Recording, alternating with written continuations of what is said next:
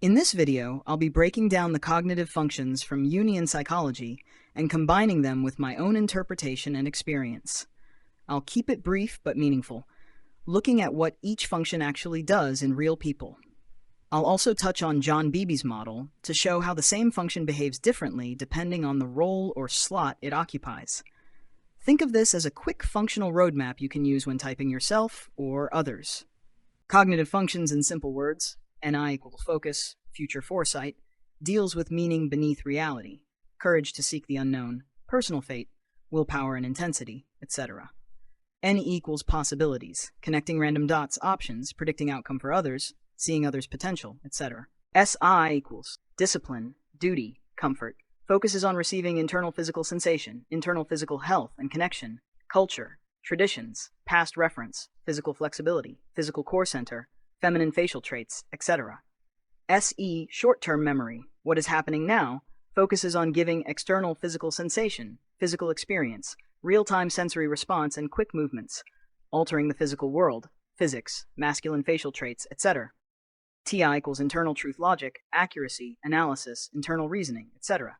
TE equals objective group logic, efficiency, commanding, measurable decision-making, schedule structure, vocalizing, power, authority, etc. FI equals authentic emotional understanding, individual emotional intensity, self-worth, personal values, integrity, authenticity, etc. FE equals matching someone's emotional state, emotional duty and support, group harmony, external empathy, social ethics, etc.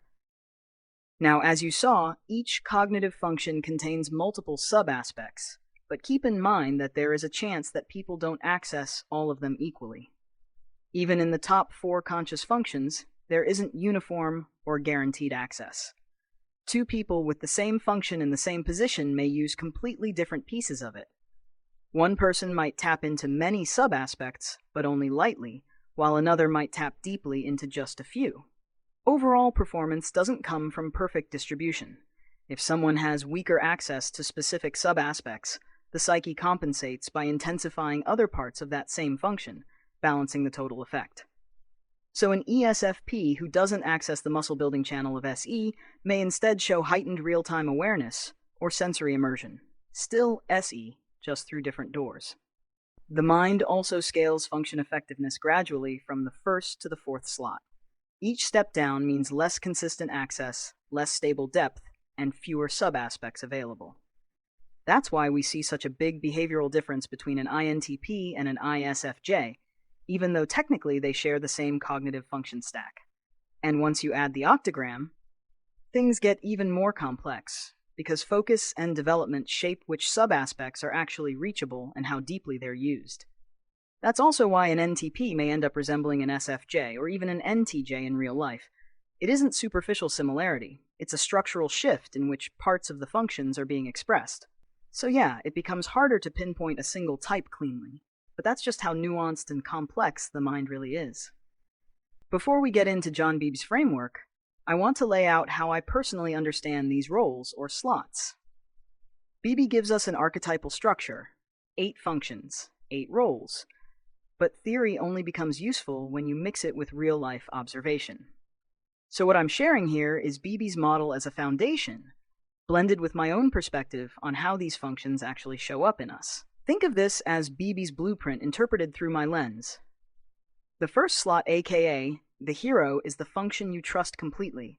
It feels like your true identity and is your ultimate savior, and also the way you experience reality and define yourself. It operates effortlessly, confidently, and instinctively. When you use it, things make sense. Life feels aligned and your decisions feel solid.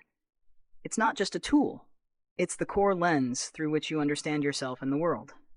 The second slot, also known as the parent function, supports and stabilizes you. It's the function you consciously rely on and feel responsible about. Others recognize you for it and often praise you for it. It balances your dominant function and prevents you from overusing your hero's strengths. For extroverts, it gives safe access to the introverted world. For introverts, it safely connects them to the external world. In short, it's the responsible bridge that helps you grow while remaining grounded. The third slot is creative, playful, and uncorrupted, like a child. It expresses the function in a pure, unbiased, and authentic way. You can use it surprisingly well at times, but you don't fully trust it for serious decisions. In relaxed situations, it shines, but under pressure, it becomes childish or inconsistent. However, in subconscious developed individuals, this function becomes more mature, refined, and reliable, showing polished competency instead of impulsive playfulness. The fourth slot, aka the inferior aspirational function, is your most sensitive conscious function. It carries insecurity, fascination, and emotional charge. You feel drawn to it and want to conquer it, but actually diving into it and trying to take control is frightening and destabilizing. People often overestimate how much mastery they have over this function, sometimes to a delusional level, believing they have command over something they barely access. Subconscious developed individuals can access it slightly more easily than unconscious developed ones, but it still remains difficult and unstable to work with. The fifth slot, aka the nemesis, is a hyperactive defensive threat detector that overpredicts negative outcomes. You worry about this function a lot, and you tend to use your hero function to satisfy it, but if unsatisfied, it solely reacts in a way that feels right, but is usually misguided or destabilizing. It isn't evil, but acting on it often causes chaos, so unless your unconscious is well developed, it's best to avoid relying on it. The sixth slot, aka the critic, is the critical, judgmental version of the function. It doesn't guide or support you. It corrects, critiques, and points out flaws. You insist you don't have this function and even beat yourself up about it, yet you still expect others to show it and you call them out when they don't. It activates whenever you or someone else fails to meet certain standards. There is insight there, but the delivery is harsh and defensive. It pressures, shames, and lectures rather than helping. You use it to expose mistakes, not nurture growth. Toward yourself, it becomes self-criticism. Toward others, it feels like judgment. Not evil, just sharp, cutting, and often hypocritical. Also, again, the unconscious developed individuals will have a better control over some of the aspects of this function as compared to the subconscious developed ones. The seventh slot, aka the blind function, is the true blind spot of the psyche, a function we don't even realize is possible for us to use. It doesn't feel missing or weak.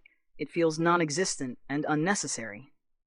With maturity, we eventually recognize that we lack this function and accept that fact fairly easily, since it never felt like part of our identity to begin with. But when we slip into the shadows or get psychologically cornered, this function can suddenly activate, and when it does, it's almost always negative.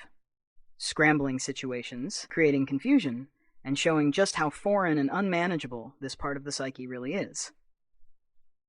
The eighth slot, aka the demon/angel function, is the deepest weakness of the psyche, the function you feel extremely insecure and fearful about.